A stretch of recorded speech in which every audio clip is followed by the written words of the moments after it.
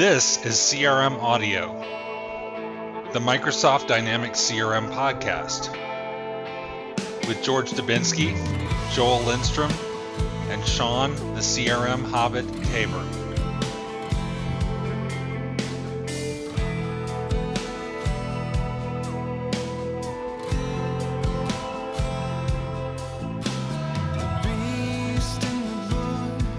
Yeah, actually, I'm seriously thinking installing Office 2016, and one of the reasons is that we needed to create a group calendar because we have lots of deliveries, virtual deliveries going on, and there's quite a few people involved, and we tend to double book and triple book and not book enough people and so on. So we decided to have a shared calendar, and so group calendar seems like a good fit. But with the group calendar, the catch is that because it doesn't have a mailbox, you cannot open it using Outlook 2013. Outlook 2013 wants a mailbox on the other end, and then only then it will open calendar. So you still can open it using OWA, but you're out of luck if you're using Outlook 2013. So that's the catch with the group calendar. So if you're thinking of using groups and calendar, then you really and you're using desktop Outlook, then you really should be moving to 2016. So any other new acquisitions? There are a couple acquisitions, but they're not Dynamics. So I'm not aware that anyone has lost the bet yet. So no, I don't think so. So We can all rest at ease for another week or so at least. All right. So what other news we have? We had some news about the ERA beta program. Yes. This is kind of interesting because this was one of the first times that I've ever seen that it's actually opened up to where they're promoting it publicly. You've always had to, either be stalking on the Connect site or know someone that's already in the program or something like that, or be invited before you could participate. But it looks like Microsoft is now actually on their website saying you can sign up for the preview programs, which is interesting to see. It makes me wonder, how is it because there are so many releases that they need more participation, and their core is just cannot keep up or cannot participate as much? Because typically with these preview programs, they're wanting you to install the bits against either some solution you already have or some environment you already some dev environment or test environment that you already have. Is it possibly that they're seeing less of traction with that? So opening it up to the public provides more potential testers.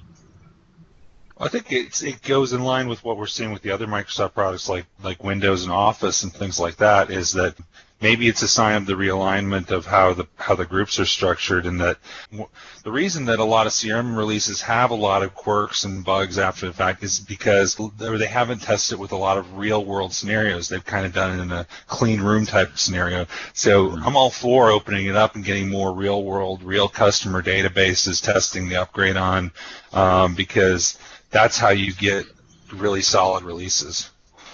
And this is for ARA. The fall release, yeah, Capella and social engagement. I wish they stopped using that word fall. It's an American word, and the rest of the world needs to concentrate for about 3 seconds before realizing that's another word for autumn. Autumn? So fall is end fall of is the year, autumn. December, whatever. Better. Anyway, my take is second solstice. Right. But now we're getting somewhere. It's interesting. I've seen it referred to as 8.0 and 7.2. What's your I bets think on they didn't make up their mind yet. Okay, let's put our go out on a limb, because we're good at that, even if we don't know anything. What's your bet? Is it going to be 2015 update 2, or is it going to be CRM 2016? Well, wasn't it this time last year that 2015 came out? So we had 2013, then we had 2013 update 1, then 2015.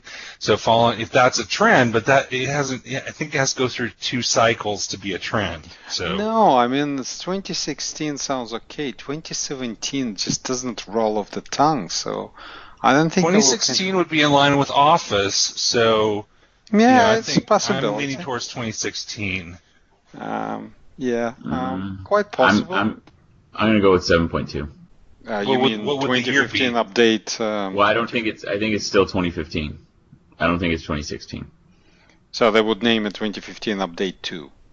That would scare less people, because Yeah. changing it to 2016, might make some people nervous. Oh, it's a bigger release, but I don't know. We'll see.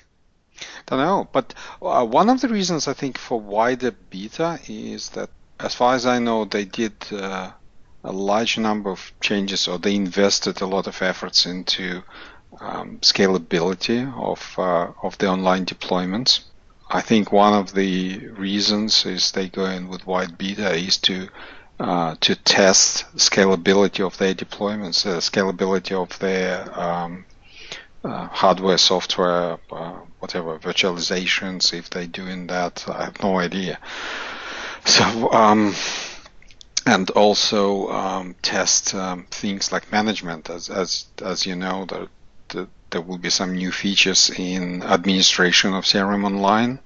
They would like to test these features as well. And when you go into, say, corporations, they would be more reluctant to reset their production instances. Let's say, smaller businesses who don't have the same level of investment and a bit more flexible. So public is a bit more flexible in that regard. So that's my I find it somewhat difficult to get a customer to participate in the beta programs. I don't know why. I mean, I know why. It's because everybody's strapped for time and resources and busy with other projects. But I always come back to, especially if a client ever complains about they install an update, it didn't work. I encourage them to be more proactive and help Microsoft by being in the beta program. But I mean, I understand why it's not. What's the incentive? You see, the problem is that there is no incentive, and the incentive is you have more input than somebody who doesn't and then complains about it. No, you don't. That's the problem. It's a fallacy. You don't have any influence on what's getting fixed. You do provide feedback about bugs, and the bugs do get fixed, but you don't have any influence on the backlog, and that's one of the problems. If you have a big enough implementation and have purchased enough licenses, you can have just as much input as if you tested.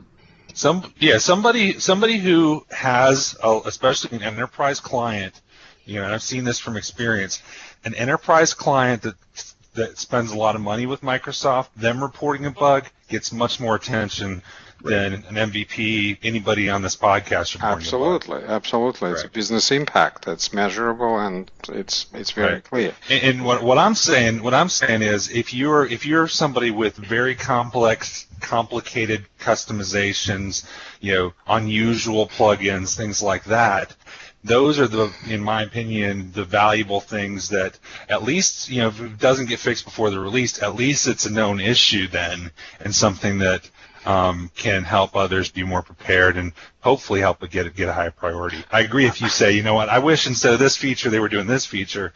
You're probably not going to, during the beta program, change that.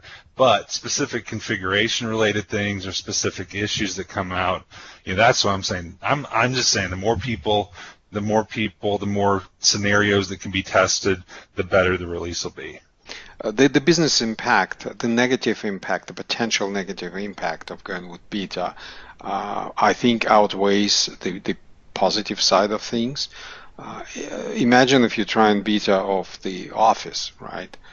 What's the worst could happen, right? Now imagine that. So some things just don't work, or there's a workaround. You can always kind of take the copy of the file before editing. If things completely broken, you just, remove it and reinstall Office and you're done.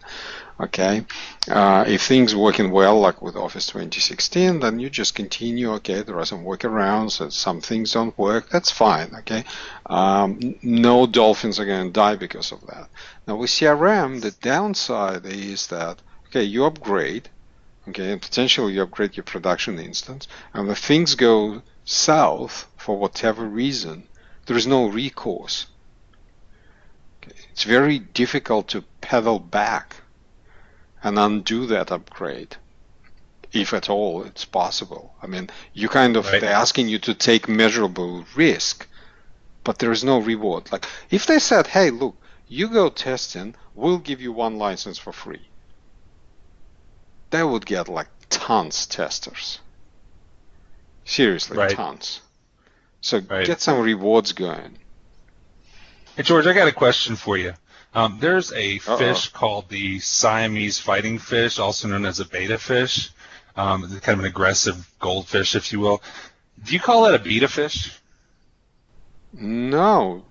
Over here, it's called fighting fish, I think. Oh, I'm just wondering because you say beta, I'm just wondering if you would call that fish a beta fish. Beta fish? No. We call it a beta fish. Oh, beta versus beta. Yeah. Well, we don't call it beta. We call it fighting fish. They're actually quite nice. They're kept separately when you go into the store, the pet store. They're always kept separately. And I kind of imagine one of them just banging its head on the wall, dang, dang, dang, trying to get through. So it's funny. What other news we got, Sean? We have an interesting report that suspectedly said that Dynamics CRM was not supported on Windows 10. That was in Computer World, right? Yeah. Oh boy, that was such a. Yeah, I think we all know that that's a false report. As I've been using Dynamics CRM on my Windows 10 Surface since Windows 10 launched, but it was interesting. The report is opportunistic and it just twists the truth. It's just not very nice. Here's what I think. I think that the guy who wrote it was short on a story that day, and so looked through the forums and found somebody complaining about Windows 10 about something. He probably searched the MSDN forum for Windows 10 and found an issue. When in reality, what they were complaining about was like an old version of the 2011 Outlook client. It wasn't even the current version of the Outlook client. Right. And it's about as bad a story as you can get. Yeah. And he brings into it the conspiracy theorists believe the rumor that Microsoft is putting a Salesforce acquisition. That's right. I put it, in fact, in line with the recent story that North Korea sent a man to the sun and back. So kind of to me, it's on the same. I see they have amended it with Microsoft's take on it, which is more accurate. But anyway, that was pretty lousy.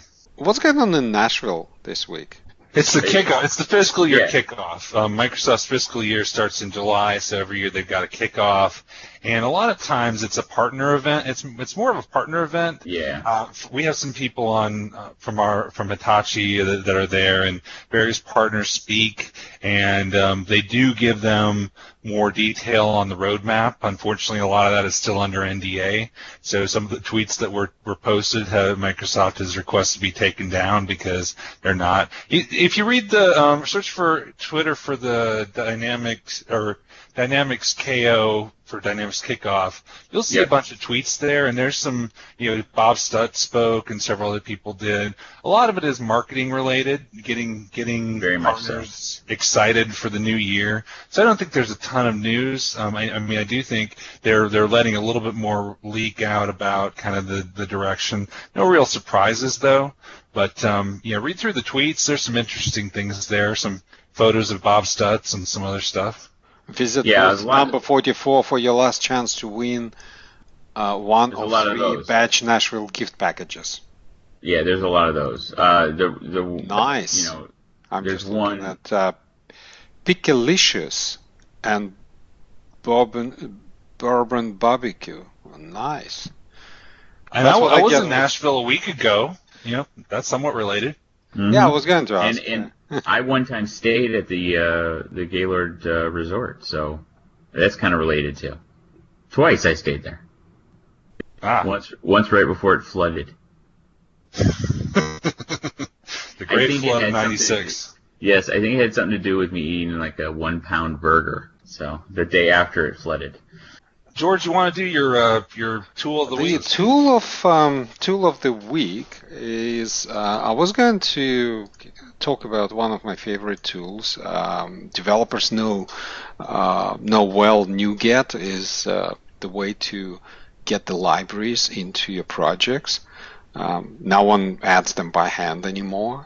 NuGet is the way to acquire libraries for the projects, right?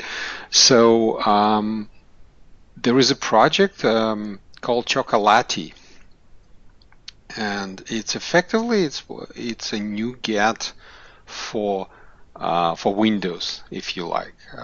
So, for example, you want to install, say, GIMP, which is editor, right? So you go to PowerShell and you say Chocolatey install GIMP.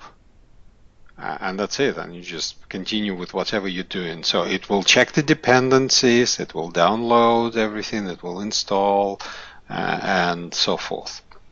And why is this better than the way you did it before Chocolatey? Because imagine, okay, let's say I needed to install .NET 4.52 for some CRM client. Okay, so what do I need to do? I need to go to the open web browser, correct? Do the search, find the file, the download the startup file, run it, agree to licensing agreement, click couple next buttons, then wait till it finishes and click the close button and it's installed. It may ask for reboot, but that's not essential, okay? Compared to Chocolatey, where I go to command line and say Chocolatey install .NET 4.52, enter, and I continue to do what I've been doing. Okay. But it gets better. In Windows 10, there is a new thing. So Chocolatey is the package manager, effectively, the same way as NuGet is, right? So it manages packages installed on your machine. So in Windows 10, there is a thing called Oneget, which is kind of package manager. How does it work? So, and effectively, you install Chocolatey as a package manager into Oneget, and you can have multiple package managers on your machine. Like MSI, traditional Windows installer, is a package manager. So is PS module for the PowerShell modules, and then you can add Chocolatey as another provider, and so you'll be able to do things like find package, zoom it. The zoom it, it's a small program done by Rusinovich, I think long time ago, and it's handy for presentations because it allows you to zoom in on sections of the screen very quickly through the shortcuts. So that's what you do, and then find, and you say install package, zoom in, and things like that, or uninstall package, and it finds who installed it, what installed, and it just does the job. You don't get involved. It dependencies, let's say if package needs some version of .NET or Windows, something to be enabled in Windows and so forth, it does it. You get that from chocolatey.org, with like yes. chocolate with a Y at the end. Correct. .org. That's very Chocolatey, but have a look at the Oneget. It's a one word, Oneget, for Windows 10. If you do have Windows 10, then Oneget is the one to get. If you're using Windows 8, then, and I think 7 is okay, then Chocolatey is the one to install.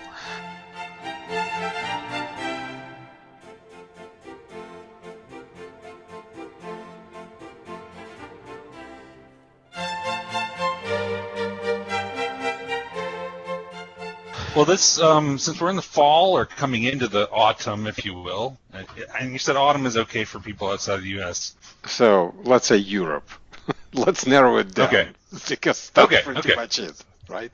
Okay. So, but the autumn seems to be the conference season for the Dynamics CRM world. I mean, in the first part of the year, we've got things like Convergence, which are more business conferences. I mean, they do have some, but especially since they separate out the technical stuff, it's more for the business side to come, hear the marketing spiel. But the actual, what I consider the true geeky CRM conferences or user conferences tend to be in the autumn. And some of us, there's other conferences as well in the mix. For example, at Hitachi, we have our conference in September. So I'm not really counting that because, well, first of all, I don't have to drive any farther to go to that than I do to work. It's actually about a block or two closer. So I'm not counting that one. But we've got CRMUG in October. I believe Extreme CRM is in the autumn as well. George and I and other MVPs have the MVP Summit in November. There's a lot of conferences here grouped right at the end of the year. Which are you guys going to? Are you, George, are you going to any of these conferences? Okay. I'm presenting at and running workshop at CRMUG. They're all slightly different. CRMUG has user focus, so it's less technical than any other. The one of my talks will be quite technical, but the rest tend to be. What is that? What is that session about? The technical one will be about developing for CRM in non.NET environments. One of the working titles was Dynamic CRM and .NET. .NET. The idea is that people coming in, we now have things like Node.js, we have Java, we have JavaScript, we have on the other end of spectrum we have PHP, Python, Ruby, you name it. And they have nothing to do with .NET. They don't sit on .NET runtime, so they're completely separate. So this talk is about what you need to do to get it up and running effectively. Well, I'm doing one with Scott Sewell, also known as Captain Red Laces, about moving from CRM on-premise to the cloud. I'm doing one about why you should keep up with the rapid release cycle, and I'm also doing one about mobile. No, wait a minute. You did promotion of your sessions. Let me peddle mine a bit, right? So you talk about the .NET. Yeah, .NET is one session. What I'm doing also is we're doing. It's kind of worked further on it. I did it earlier this year on Extreme, 7 Deadly Sins of CRM Development. It's basically the tendencies and corporal punishment that I want to unleash on developers sometimes, and sort of what constitutes deadly sins in development. And the other one is basically CRM and using CRM and Azure App Services. So using with Logic apps and web apps, mobile apps, and things like that. So all the new Azure stuff plus CRM, how to automate things and involve external applications and so on. So this one is a bit advanced, and then we're doing the best of advanced customizations in CRM. It's a workshop. It's a pre-conference workshop. That is, I think it's getting booked, so we looking to allocate another half a day to a second workshop with the same title. So that's going to be a nice one. I've never done Extreme. I'm not an extremist for one thing, and it seems kind of like just the name seems kind of like an oversell. Like, whoa, this is Extreme CRM. Let's talk about plugin development. It just, I don't know. It's not like an extreme sport or something. No. What I was talking about, that's CRMUG. Extreme is later. I haven't decided if I'm going there or not. I probably will be going, but I will be I might be joining as a sponsor, so I'm looking for that. It is development for conference primarily for developers, and it has ISV bias. Definitely, there is a lot of ISVs hanging around Extreme, so it's not a bad conference. They're both much smaller than Convergence, and they cozier than Convergence. So I'm actually looking forward to CRMUG and to the Extreme. I'll try to make to Extreme. I'm not sure, and then there is a Convergence in Barcelona. I'm not sure if I'm gonna make it, but I've got 3 things why I think they should not have the conferences all grouped at the end of the year. 2 of them are valid for the community. One of them is just selfish for me. The first one is this is crunch time for the fall release, the major release. I think by taking, especially if you take Microsoft product team resources and put them at each of these conferences, you take them away at a very critical time. Also, the timing of having something in October puts it a little too much ahead of the big release.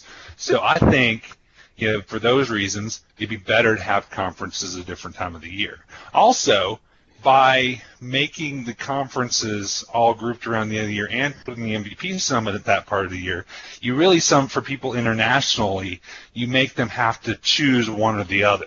Whereas if they were different times, they would be able to maybe more easily make both.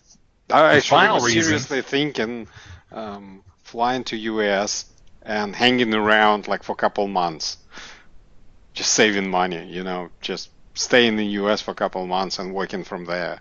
I was seriously considering that. The NSA is aware of your desire to torture developers, so they may not like that, George. I only torture developers in third world countries. I think you guys pioneered that. So here's the final reason. This is purely self-motivated, but the fall or the autumn is my favorite time of the year. You got to understand, living in the southern U.S. and Sean can relate to this as well. Yes. You melt. You're gonna die. I mean, this time of year, Absolutely. It's like you step outside and you die.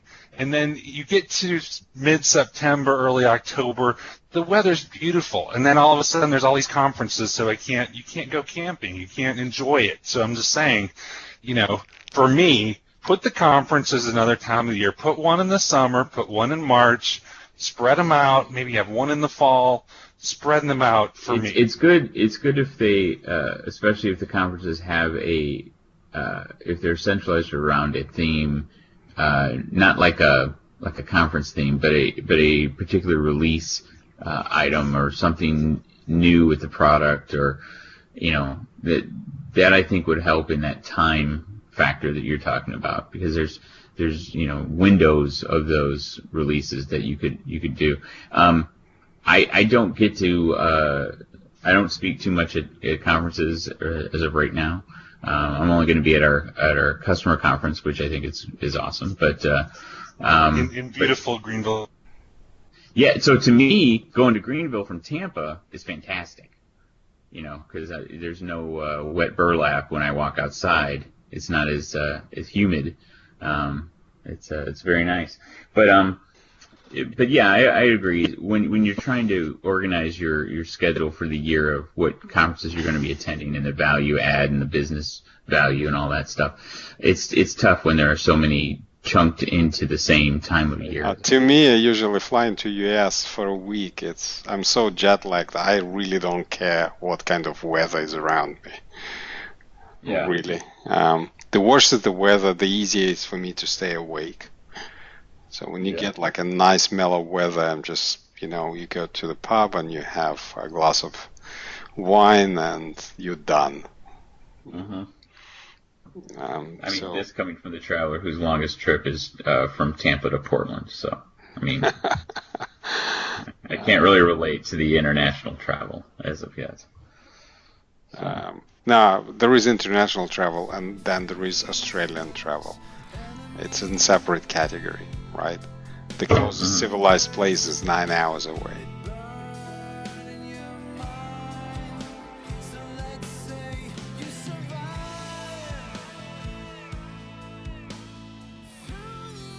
Joining us now is Tony Stein, who is the Program Director for CRMUG. Welcome, Tony. Thank you, Joel. And Tony, where are you today? Well, I'm working out of the luxury of a family home in Fargo, North Dakota, where I was more or less born and raised and part of the Microsoft ecosystem for the last kind of 15 years as part of the Great Plains business for Dynamics GP. But spent the last kind of 12 plus years focused on the CRM space, working with partners at Microsoft, and luckily the last 4.5, 5 years now, I've been focused purely on this user group association called CRMUG. Great. And Tony, you are one of the people, and there's multiple people, but you're one of the people behind the annual CRMUG Summit as well. And George and I have both participated in the summit multiple years, but how would you describe it for somebody who's maybe never been before? Well, I think it's the one place where you'll find true, authentic kind of peer-to-peer learning, where the attitude and the approach to what we do at this event is to simply help one another use the product better. And it's predominantly focused on the existing Dynamics CRM user, although there's plenty of content and topics that will help people with what's coming, what's anticipated, and so forth. But our attitude and our approach is really simple, Joel. We want people to roll up the sleeves and just very pointedly figure out how to use the product better. And that could span across a variety of roles and industries. We have content that ends up focusing around the end user, someone in a marketing or sales or service kind of function if you're a manager or if you're responsible for a team of those functions. We have a ton of content for those that are maybe new to administrative use of Dynamics CRM, but also the experienced CRM administrator, where we call it admin configuration, if you will. And then, of course, there's the experienced folks that extend CRM in a true development capacity, so we have developer-focused topics as well. And so, the attitude is no different regardless of the role you're in. We're here to help people figure out how to use the product better, first and foremost, and it supports the mission of the user group to help maximize adoption and get the most value out of the product. But we are focused on current challenges, things that people need to functionally use today, and figure out how to do them better inside the application. Yeah, I always really enjoy when I present at the CRMUG Summit, because I prevented some things, but I've presented at Convergence and other conferences. And what I always appreciate about the CRMUG Summit is you get the perspective of actual users.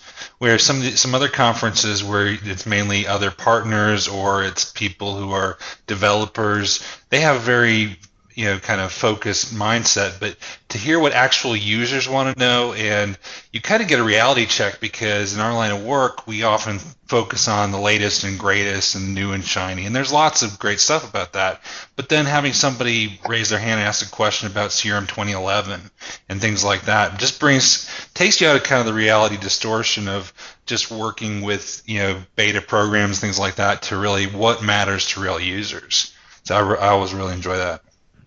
Yeah, I appreciate that, Joel, and that's true. I mean, the reality is the 40-plus thousand customers worldwide for Microsoft Dynamics CRM, most of those people are using what was sold yesterday, not necessarily past versions. Currently with the rise of CRM Online deployments and certainly the latest release of CRM 2015, more and more even on-prem users are moving to those environments.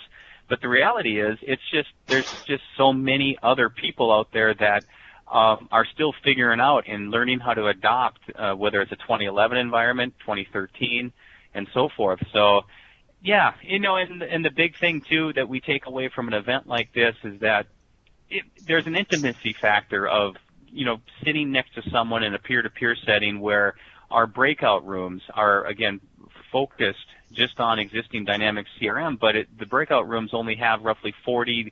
We average about 40 people per breakout in average attendance. So there's kind of the sentiment that, you can raise your hand and ask the speaker a question. You can ask your neighbor something, and you can have dialogue and conversations around a topic without feeling like you're one of 400 people in a room. Right. So it's coming up on October 13th through 16th in Reno. So last year we were in St. Louis in the kind of Midwest. Now we're going out west. So that's quite a change. It is a change. Coming from a small town and a small environment myself here in Fargo, it actually kind of feels a lot like home to me, in a very nice setting out in western Nevada, there in California. And we purposely try to migrate. We recognize that North America is probably the largest market where we've set this event up, and we have plans and talks of doing things across in Europe and years forward and other things. But as predominantly as it's been as a North American event, we do have people traveling all over the world. But we do like to rotate the cities to the west, to the central, to the east, just to keep, I guess in some respects, to keep things fair for all users that have to travel and have other priorities with their day jobs and their families and other things that are certainly more important than even CRM. So we just try to make it work any given year in different geographies for folks. No matter what you do, Tony, you can't make it fair for me unless you move to Australia. Yeah, that's correct, George. What are you planning for people who arrive earlier? Well, there's a couple things that are those for folks that might, the actual conference kicks off at 8 a.m. on October 14th, Wednesday morning, with a featured keynote to all user groups. And we're anticipating throughout the collective user group community of AX, GP, NAV, and CRM that there'll be somewhere in the neighborhood of 4,500 to maybe 5,000, peers of existing Dynamics users in attendance. And we see well over 70% of our audience as customers, as existing users. So we certainly have partners and sponsors and of course some of the great expertise within those organizations like yourselves, Joel and George, and those folks are certainly needed and welcome to the events like this. But we have, there's anywhere of, for networking opportunities beforehand, we have 2 days of what we call academy training, CRMUG Academy, where you can get more focused training in 3 to 4 hour settings. And George, I know you're an expert in that capacity, so that's a big help for people looking to get more hands-on. Because when you get to the actual event on Wednesday, it's typically 1 hour sessions. And so the networking's a little more structured and breakout times and slots, where you, as you know, in dealing with CRM, there's just some topics you need to spend longer than an hour in, and you need to spend 3 to 4 hours hammering through some key items to really adopt and learn the technology. So there's CRMUG Academy on Monday and Tuesday. We also, for all the chapter leaders across the world, have a chapter. We have a chapter kind of program training on Tuesday, and that will be a Tuesday, October 13th. And so for chapter leaders and others that are involved, there's some chapter training to help people out there as users understand how to be a better chapter leader, to organize your own meetings and facilitate peer-to-peer interaction on a quarterly basis with our chapter program. And on that afternoon, we're also going to introduce what we're calling volunteer immersion. One of the things I'm excited about this year is we've finally kind of grown up, Joel and George. I mean, when I started here 4.5 years ago, this annual event had roughly, I think, just around 300 people attending in Seattle, Washington. And now we're going to be approaching 800 attendees, close to 1,000 just for Dynamics CRM. And so we're at a point where we've been growing year over year, and really the magic in everything we do really just comes from the goodwill and servanthood of people like yourselves that speak at the event, that share. We have a lot of new end users and customers that are raising their hands saying, hey, I have something to share, I want to do something. And so we're introducing a volunteer rewards program. And I'm not even sure if we're going to brand it or call it that just yet, but even you two gentlemen would be kind of, I think, quasi-impressed with how we've engineered some custom entities inside our CRM instance to manage volunteer engagement points. So we're looking at our association of users, and we're going to bring a volunteer rewards program to folks to really recognize the people out there that are paying it forward, responding to blogs, writing to articles, writing for our magazine, doing virtual events, participating in Summit as a speaker. And so we're introducing a program called our Volunteer Rewards Program as it stands today. And I'm looking forward to that because really in any association, it's a ground-up approach. It's not a top-down approach. I have not even I'm going to say maybe a quarter of the CRM expertise that you two gentlemen have. And the truth is, everything that's good that's coming out of the user group comes from a bottom-up approach of people volunteering to share their time and expertise. So we need to recognize that and give some recognition to the people that are making that happen for one another. Yeah, that'd be great. I'm wondering how many reward points you would need to get an autographed picture of George Dubinsky. George, I don't know how expensive George is or cheap he is. Maybe it's 200 points or maybe it's 1,000. We'll have to put a criteria for you, George. It's a 1 million. 1 million points. All right. So I guess just a couple final questions here. What's the deadline for people to sign up for the summit? Well, great question, Joel. You can sign up for Summit as much as before the event starts. I mean, you can show up on site, and believe it or not, we have customers that do that every year. But there are staggered deadlines, so to take advantage of the best pricing today, it ends on September 15th, which is just it's 2 or 3 weeks away from at this time of the recording. And so September 15th is a deadline for when the price increases to the final pricing before Summit. So I'd recommend people to sign up before September 15th to take advantage of pricing. Of course, within our association, not everybody are members to the user group. For instance, in CRMUG, out of the 5,200 plus organizations now worldwide that belong, not everybody is a member. We invite everybody to belong to the user group, but they're also called subscribers. And so there is differentiation for people who are members versus subscribers in the discounts that you receive for attending the event. So members, of course, get higher discounts to attend the event versus subscribers. But as an association, we're trying to make this an affordable conference. I think you'll see our pricing is in line with, or even lower than most standard conferences and so forth. And I think the value is there. We're trying to make this affordable so that, a sales manager can attend, that a CRM administrator that's getting a grasp on their CRM instance can say, hey, can I justify 3 days out of the office to dive into 150 plus different sessions of content that might help me use the product better. We're trying to make this affordable for people to attend, and I hope we've done that. And we have to send kudos and thanks to all the sponsors and folks that make this possible. Part of the reason why we can keep costs lower for attendees to attend the event is because of sponsorship and folks that are in the expo and all the ISVs that bring value-added services and IP to our environments. I mean, those things are crucial for this event to be successful. Right. So one feedback I've been getting just shows, I think, the quality of the conference in the last couple of years is more and more people come up to me and say, wow, there's so many sessions I want to go to. I can't decide if I want to go to this one or that one. You got any tips for people planning their agendas to, how they should pick which sessions they go to? Well, I wish I did, Joel, but it sometimes is an embarrassment of riches here with all this great content. And really the best tip is to go out onto the schedule through CRMUGSummit.com and look at the event session details, and you can build your agenda and your schedule there. And you can filter based on a lot of things based on the types of tracks we have. And you'll see color coding on all of our session details, so you can find things that are pertinent to marketing versus developer versus admin foundation or admin configuration. So there's different ways that you can sort through and look at all the content to find things. You can also search based on favorite speakers. I mean, I can tell you the CRM tipsters are in the top 20 demanded list right now for the popularity of the topics thus far on people building their schedules. And I'm talking, I believe, to 2 of our CRM tipsters. So one of your own sessions is part of that hot list right now for the top 20 or top 50 lists that I see here on our popular list. So it's just a matter of people learning to use our front-end website and building out their session calendar. They can store that offline locally on an iOS or on an Android device.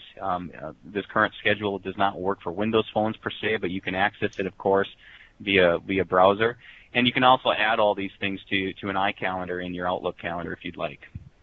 Cool. That's probably the best thing you can do, and just address it that way. Quick question: if someone finally needs to pick between Joel's session and my session at the summit, and they choose wrong, then will they be able to watch my sessions in recording? Are you recording any of the sessions? We have been looking into technology to do that, through certain tools like Camtasia and other things, and trying to offer that for some folks. Unfortunately, today, I don't know if we're going to be able to prioritize that for CRMUG Summit. However, one thing we like to do, and we've done it every year, and I think it's still a good thing for everyone to take part in, is when I look at the reviews from all the session speakers and what the members give for feedback on the quality of the session, we like to do what we call Summit Encores.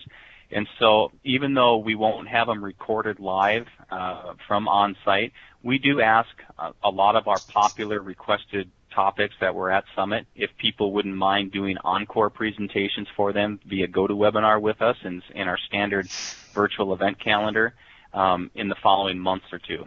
And so you'll see things called CRMUG Summit Encores as part of our virtual offerings as one of the many things we do in the user group.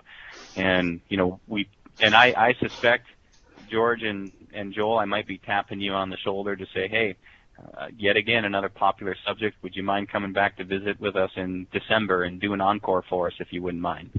What are we going to be doing with these lab coats you're sending us? Yes, that's another great feature, Joel. The CRMUG Medic was kind of a concept that was brought to my attention from some of the MVPs in the ecosystem. I think the idea actually came from Chris Cognetta, and it's a fantastic thing. One of the things we pride ourselves on in the user group is to help people maximize the value they get out of the product. And if we can help someone out there as an end customer, when they're in between sessions, and there's a lot of session breaks that are 30 minutes long, so you'll have time to respond to an email or go call a colleague if you need to, touch base with something back at the home office. But I like the CRMUG Medic concept because we'll literally have a little MASH tent. We'll have something in our CRMUG Summit Hub where we will have people with white coats called CRMUG Medics, and they're comprised of some end users, a lot of CRM MVPs and others, where we're encouraging people to stop by and simply ask questions. We're encouraging networking opportunities here for people to ask their questions, get some solutions to things that you're stuck on. And, folks like George and you, Joel, and other MVPs and other end users are going to be donning the white coats. And we're going to have, I think, roughly 20 to 25 white coats walking around. And I hope at any given time we'll have 4 or 5 people at the medic station to prescribe some remedies for some folks out there in their CRM endeavors. I'm not a doctor, but I can whatever happens, CRM. I'm not putting on the white coat because I'm bringing my surgeon scrubs. There you go, George. For advanced developers.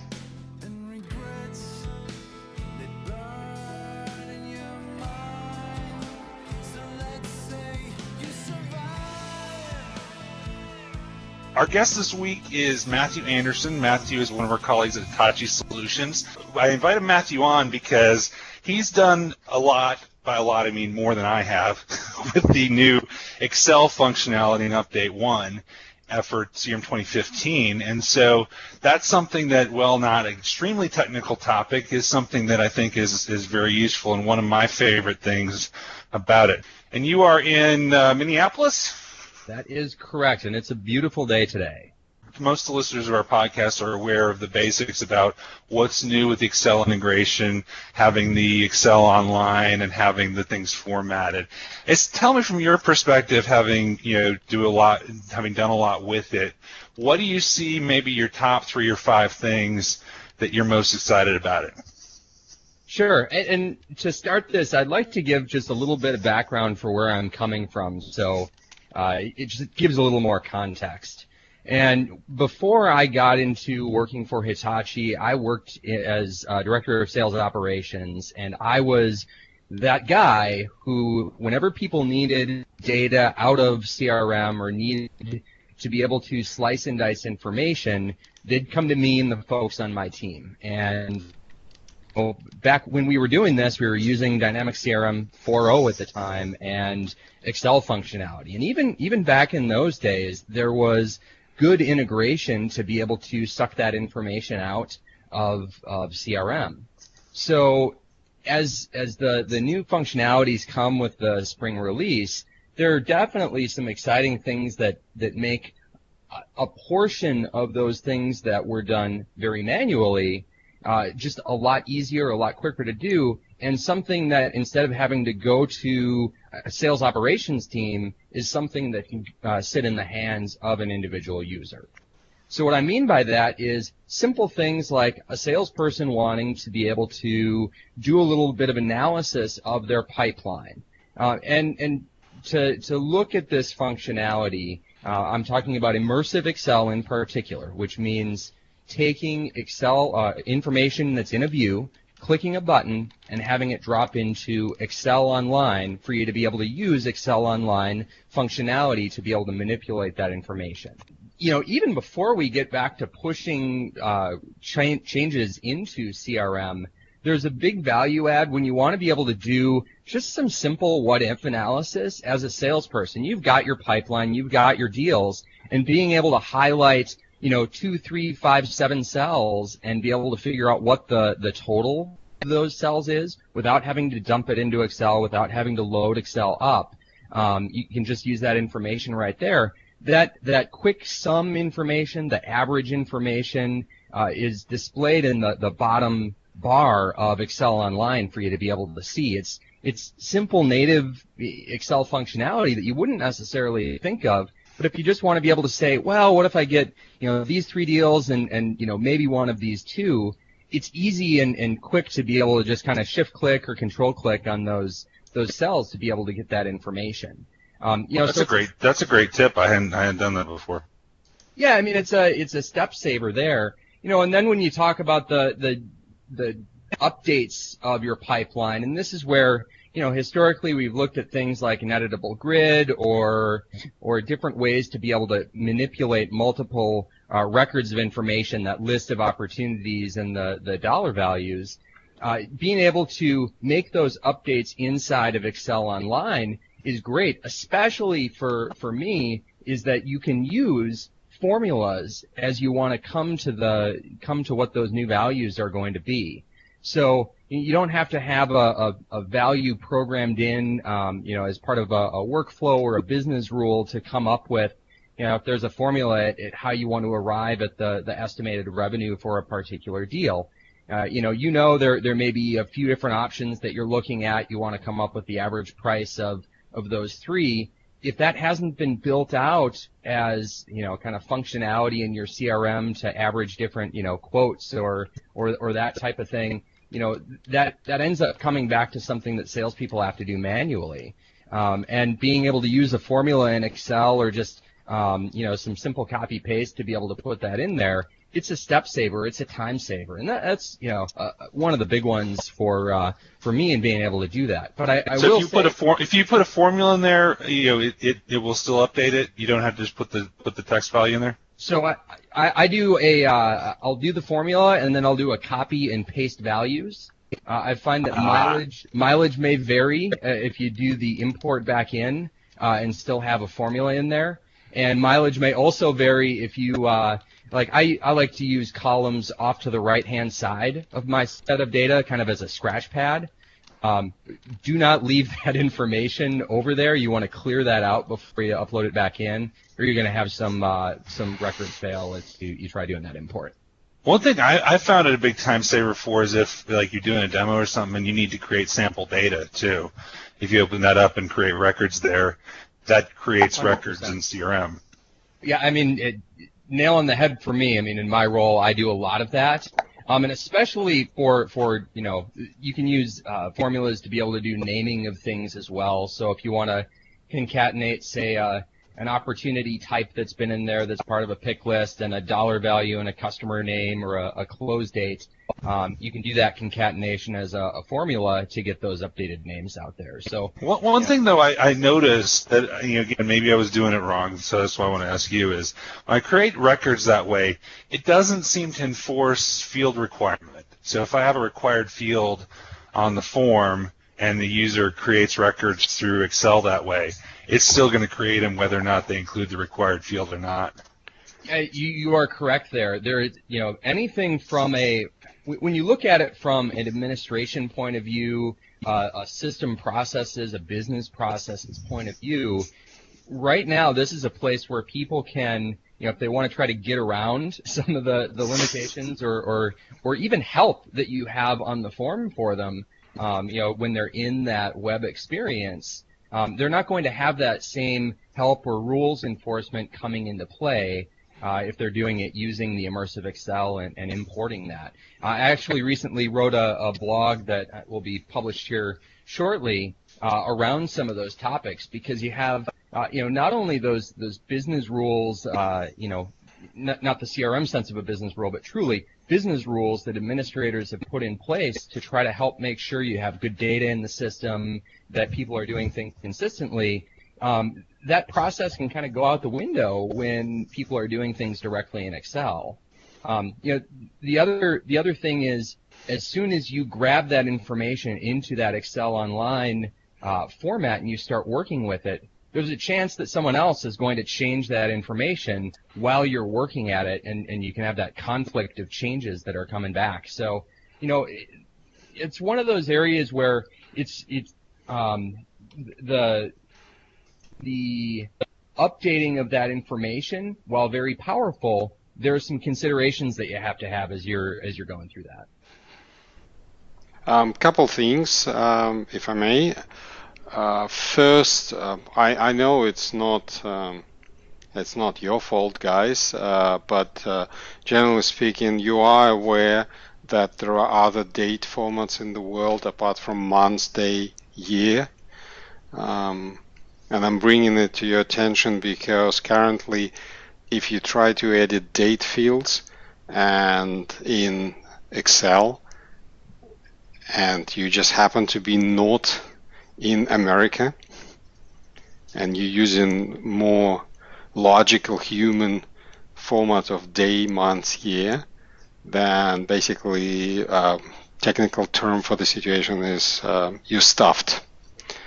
You won't be able to update the dates, or rather you're gonna screw the data, so completely ruin your data. So that's one of the catches. I think they're fixing it, so the fix is kind of coming up. If it's not already fixed, in for update 1 there was a version bump recently. I think it's coming. The fix is coming for that.